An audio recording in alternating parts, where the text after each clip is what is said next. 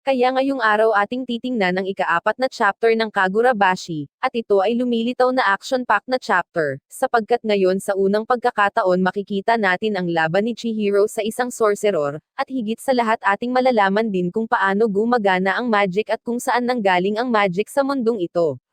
At bukod dito, sasabihin sa atin ang tungkol sa kung paano gumagana ang katana ng pangunahing karakter, ang katangian ng teknik na naipagkalob sa katana na ito, at sa totoo lamang ito ay nangangamoy na parang black clover sa anti-magic ni Asta, pero dito ang lahat ay mas magulo. Sa panahon ng pagpapakilala ni Charo at ni Chihiro, isang magician ang lumitaw para dukutin ang batang babae, at sapagkat siya ay malinaw na mahalaga kay Chihiro, dahil siya ay nakakita ng isang tao na may magical na katana. At ang magician na lumitaw ay isa sa kakampi ng may magical na katana, kaya si Chihiro ay kailangang iligtas ang batang babae, talunin ang kalaban, at alamin sa kanya ang impormasyon tungkol sa gumagamit ng magical na katana. Gayunpaman, noong una, bagaman ang magician ay nagdulot ng pagsabog sa restaurant, hindi niya gustong makipaglaban na sinasabing siya ay pumunta lamang dito para dukutin ang bata, pero ang pangunahing karakter ay napagdesisyonan ang lahat, at ang una niyang ginawa ay inilabas ang kanyang katana na may tangkang iligtas si Charo. Pagkatapos na ilabas ang kanyang katana, inactivate niya ang kanyang black technique na inatake ang sorcerer na nagdulot para putulin ang pagkakatali ni Charo sa magician. Pagkatapos sa isang iglap, si Shiba ay lumitaw at gumamit ng teleportation magic para maglaho sa battlefield. Sa totoo lamang ito ay nakakagulat, sa simula ng chapter nakita natin siyang nagpapahinga sa kanyang sasakyan, pero paano siya nakareact sa sitwasyong ito, dahil sa mabilis na pagbabago ng kanilang posisyon ang batang babae ay halos mautol mula sa pagkabigla, pero noong ang kanyang kamalayan ay bumalik, tinanong niya kay Shiba kung ang biglaang teleportation ang kanyang magic na sinasabing gusto din niyang matutunan ito. Pagkatapos sinigurado ni Shiba kay Charo na ang sinumang tao ay maaaring matutunan ang magic at kahit siya ay maaaring makagamit nito kung siya ay mag-aaral ng mabuti. Sa huli, sa mundong ito, ang magic ay nabubuo sa vital energy ng tao na likas sa bawat tao. At ang tawag dito ay Ginryuko, at ang kapangyarihang ito ay nasa lahat ng tao, gayunpaman hindi lahat ng tao ay alam kung paano may palabas ito. Pagkatapos nagpatuloy si Shiba na sabihin sa atin ang tungkol sa katangian ng Demon Sword na ginawa ni Rokuhiro. Ang mga katana na ito ay gumagana sa pamamagitan ng alituntunin ng amplification, pinaparami ang kapangyarihan ng gumagamit ng Ginryuko na pinapaagos sa katana, dahil ang katawan ng tao ay hindi kayang mag-isang magpalabas at panatilihin ang ganitong antas na kapangyarihan.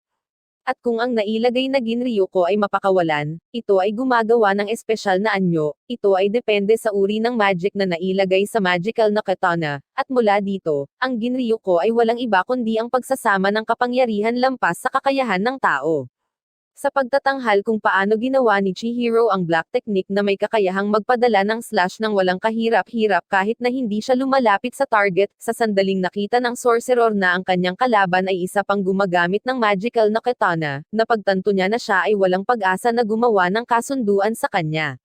Kaya ang magician ay may intensyong bombahan ang kanyang kalaban gamit ang kanyang fur-ako na bomba na kinikilala na sa kanyang posisyon siya ang may kalamangan, dahil kung ang teknik ng kanyang kalaban ay maaari lamang magpakawala ng slash kung gayon ang kailangang gawin lamang niya ay maghagis ng bomba sa pangunahing karakter, sapagkat siguradong hindi niya magagawang maiwasan ang lahat ng ito.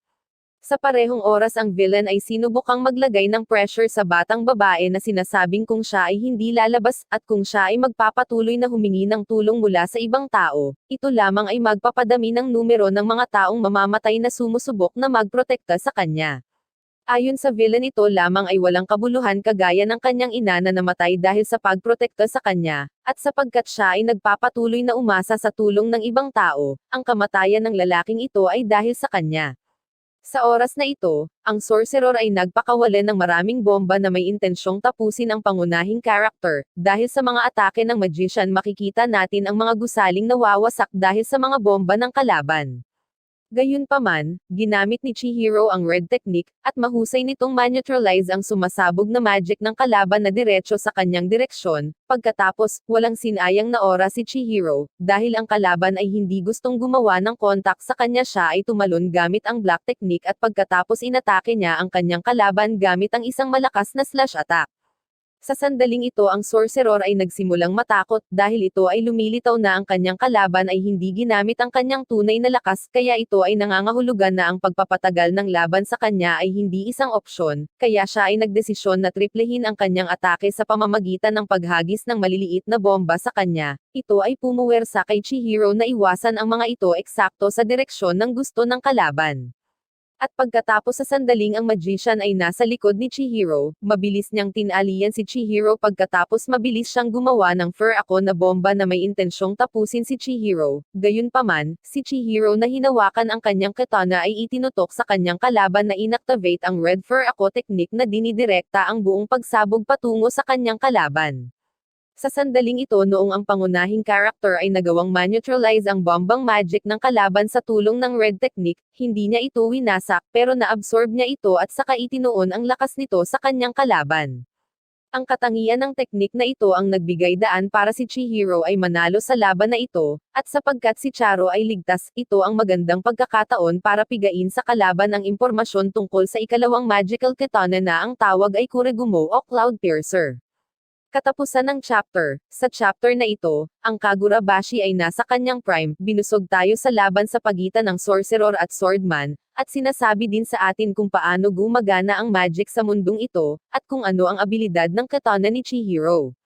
Si Rokohira ay naglagay ng mga simbolismo sa mga goldfish, ang itim na isda ay sumasalamin sa kasamaan, bilang resulta si Chihiro ay may long-range na slash attack, ang pulang goldfish ay nangaakit ng good luck na kumakatawan bilang pag-absorb at pagpapakawalan ng magic ng kalaban. Ito ay eksaktong kapareho sa katangian ng Demon Sword ni Asta pero ang abilidad ng tatlong kulay na goldfish ay hindi pa naihahayag sa atin.